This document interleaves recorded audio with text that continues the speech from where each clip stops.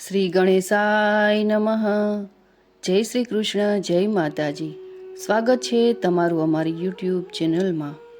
મિત્રો, આજના આ વિડીયોમાં આપણે જોઈશું પોષ વદ 11 એટલે કે સટતિલા એકાદશી 2025 ક્યારે છે. 24 જાન્યુઆરી 2025 કે 25 જાન્યુઆરી 2025ના રોજ તેના વ્રત વિધિ વિશે જોઈશું, તેના શુભ મુહૂર્ત વિશે અને પારણા ક્યારે કરવાના છે તે વિશે જોઈશું, તથા સટતિલા એકાદશીના દિવસે શું કરવું અને શું ના કરવું જોઈએ તેના વિશે પણ જોઈશું. આપને જો આ વિડીયો પસંદ આવે તો વિડીયોને લાઈક કરજો, શેર કરજો અને આપ જો અમારી ચેનલ ઉપર નવા હો તો અમારી ચેનલને સબસ્ક્રાઈબ જરૂરથી કરી લેજો અને બાજુમાં આવેલા બેલ આઇકનને જરૂરથી પ્રેસ કરજો, જેથી કરીને નવા વિડીયોની નોટિફિકેશન આપ સુધી તુરંત જ પહોંચી શકે. ધન્યવાદ. આ વિડીયોમાં આપણે એકાદશીના મહાત્મ્ય વિશે પણ સાંભળીશું. શાંતાકારમ ભુજગશયનમ પદ્મનાભમ સુરેશમ વિશ્વાધારમ ગગનસદસમ મેઘવર્ણમ શુભાંગમ લક્ષ્મીકાંતમ કમલનયનમ યોગીભિધ્યાનગમ્યમ વંદે વિષ્ણુ ભવભયહરમ સર્વલોકૈકનાથમ. બોલો લક્ષ્મી નારાયણની જય. પૌરાણિક માન્યતાઓ અનુસાર સટતિલા એકાદશીનું વ્રત કરવાથી જેટલું પુણ્ય કન્યાદાન, હજારો વર્ષની તપસ્યા અને સ્વર્ણદાન કરવાથી મળે છે તેનાથી વધુ ફળ મળે છે. સટતિલા એકાદશીમાં તલનો ઉપયોગ પૂજા, હવન, પ્રસાદ, સ્નાન, દાન, ભોજન અને તર્પણમાં થાય છે. તલનું દાન કરવાની પરંપરાને કારણે આ એકાદશીને સટતિલા એકાદશી કહેવામાં આવે છે. હિન્દુ ધર્મમાં સટતિલા એકાદશીનું વિશેષ મહત્વ છે. આ દિવસે ભગવાન વિષ્ણુની પૂજાની સાથે વ્રત રાખવાની પરંપરા છે. એવું માનવામાં આવે છે કે કૃષ્ણ પક્ષની એકાદશી તિથિનું વ્રત કરવાથી સાધકના જીવનમાંથી દરેક સમસ્યા દૂર થઈ જાય છે અને તેને સુખ અને સમૃદ્ધિ પ્રાપ્તિ થાય છે. તેમને જાણવાથી વ્યક્તિએ કરેલા પાપોમાંથી મુક્તિ મળે છે. આ સાથે જ સટતિલા એકાદશીના દિવસે તલનો ઉપયોગ કરવો ખૂબ જ શુભ માનવામાં આવે છે. તો મિત્રો, હવે આપણે જાણીશું સટતિલા એકાદશીના શુભ મુહૂર્ત વિશે કે આ તિથિ ક્યારે પ્રારંભ થાય છે, વ્રત ક્યારે રાખવાનું છે અને પારણા ક્યારે કરવાના છે તેના વિશે માહિતી મેળવી લઈએ. પોષ વદ 11 સટતિલા એકાદશીની તિથિ પ્રારંભ થાય છે 24 જાન્યુઆરી 2025ના રોજ રાત્રે લગભગ 7:25 આસપાસ અને આ તિથિ પૂર્ણ થાય છે 25 જાન્યુઆરી 2025ના રોજ રાત્રે લગભગ 8:30 આસપાસ.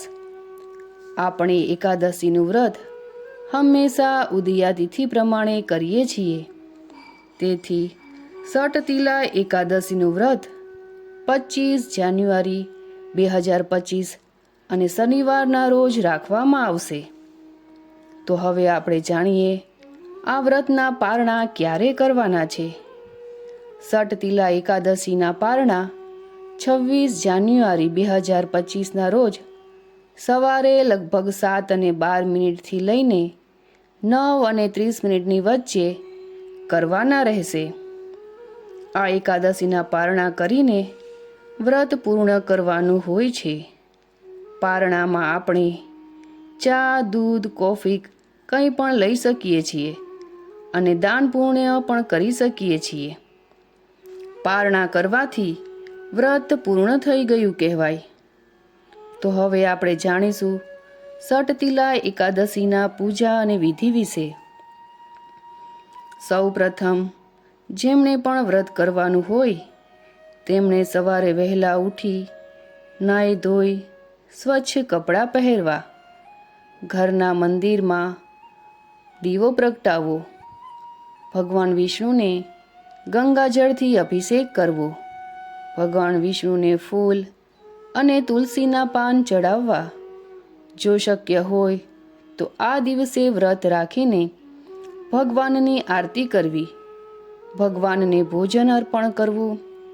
ધ્યાન રાખવું કે ભગવાનને ફક્ત સાત્વિક વસ્તુઓ જ અર્પણ કરવામાં આવે છે. ભગવાન વિષ્ણુને પ્રસાદમાં તુલસીનો સમાવેશ અવશ્ય કરવો. એવું માનવામાં આવે છે કે ભગવાન વિષ્ણુ તુલસી વિના ભોગ સ્વીકારતા નથી. આ શુભ દિવસે ભગવાન વિષ્ણુની સાથે દેવી લક્ષ્મીની પણ પૂજા કરવી. આ દિવસે શક્ય એટલું ભગવાનનું ધ્યાન ધરવું. આ વ્રત ભગવાન હરિનારાયણને ખૂબ જ પ્રિય છે. આ વ્રત આમ તો 3 પ્રકારે થાય છે. એક તો નકરડો ઉપવાસ કરીને એમાં પાણી પણ ગ્રહણ કરવાનું હોતું નથી. આવી રીતે વ્રત કરવું ખૂબ જ કઠિન માનવામાં આવે છે. બીજું છે ઉપવાસ કરીને, તેમાં તમે ફળ ફળાદી ફળાહાર પણ કરી શકો છો. અને જો એ રીતે પણ વ્રત ન થાય તો એક ટાઈમ ભોજન કરીને સાંજના સમયે આ રીતે પણ આ વ્રત કરી શકાય છે. બહાર ગામ જઈએ તો પણ વ્રત કરી શકાય, પણ પારકું અન્ન ન ખાવું જોઈએ. અને જો પારકું અન્ન ખાવું પડે તો તેમને દક્ષિણા આપી દેવી.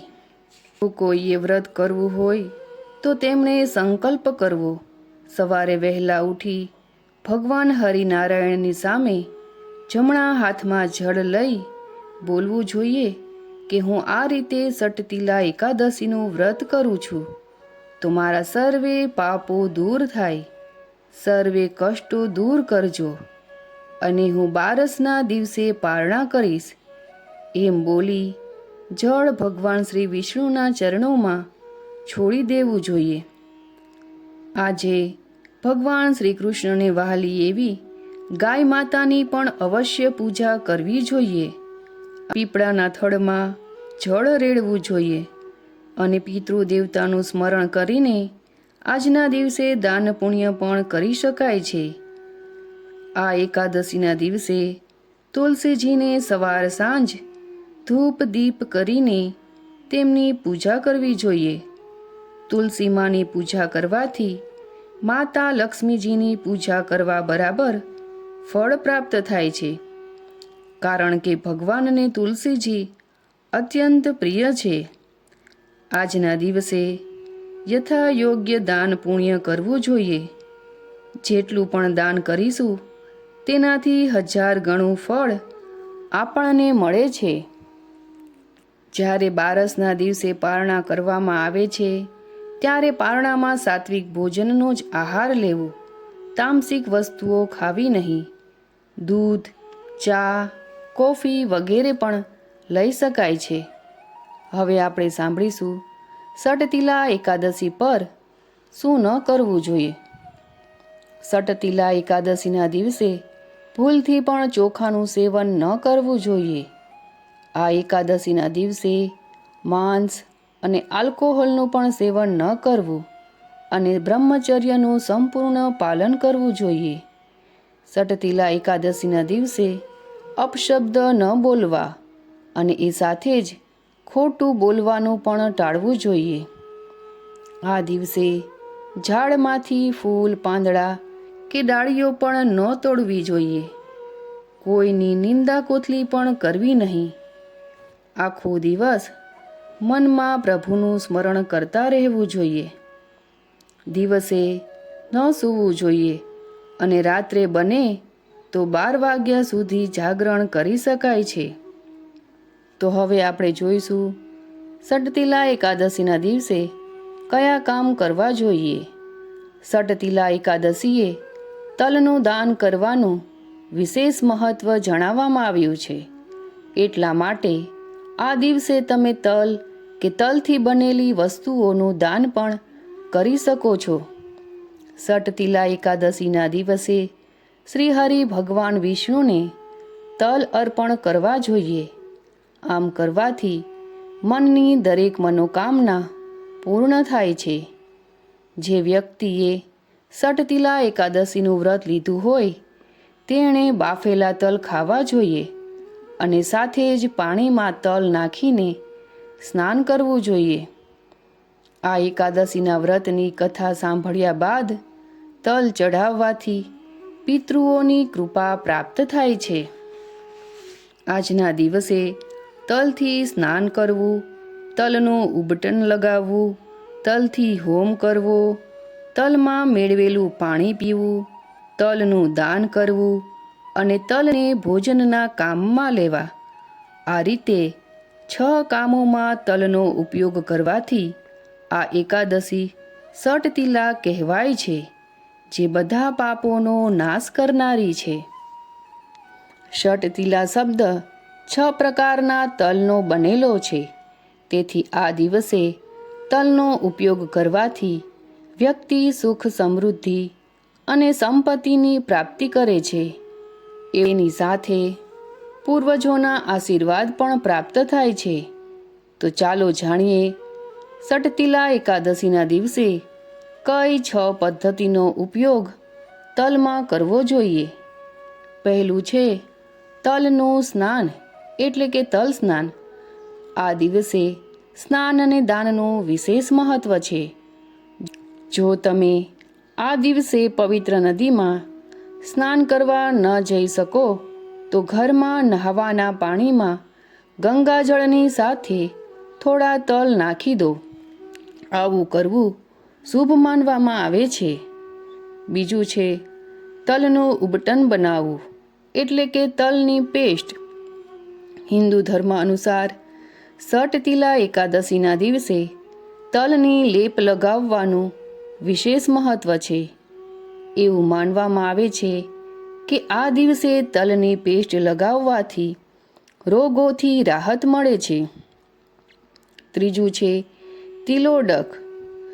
સટતિલા એકાદશીના દિવસે અંજુલીમાં જળ અને તલ નાખીને પિતૃઓને અર્પણ કરો. આમ કરવાથી પિતૃઓની કૃપા પ્રાપ્ત થાય છે.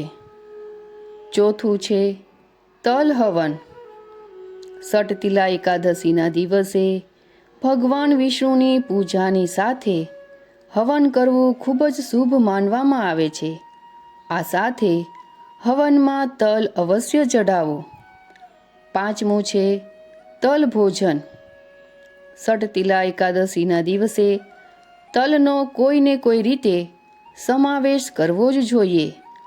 આનાથી શુભ ફળ પ્રાપ્ત થાય છે. અને છઠ્ઠું છે તલનું દાન. સટતિલા એકાદશીના દિવસે સ્નાન અને દાનનું વિશેષ મહત્વ છે. આ રીતે આ તલનું દાન કરવું અવશ્ય કરવું જોઈએ. આમ કરવાથી અશુભ સ્થિતિની અસર ઓછી થાય છે. તો મિત્રો, આજના આ વિડીયોમાં આપણે જોયું સટતિલા એકાદશી ક્યારે છે, તેમના શુભ મુહૂર્ત, પૂજા વિધિ, મહિમા વિશે. આપને આ વિડીયો કેવો લાગ્યો તે અમને કમેન્ટ બોક્સમાં અવશ્ય જણાવજો. ફરી મળીશું એક નવા વિડીયોની સાથે. અને હા, કમેન્ટ બોક્સમાં ઓમ નમો નારાયણ લખવાનું ભૂલતા નહીં. જય શ્રી કૃષ્ણ.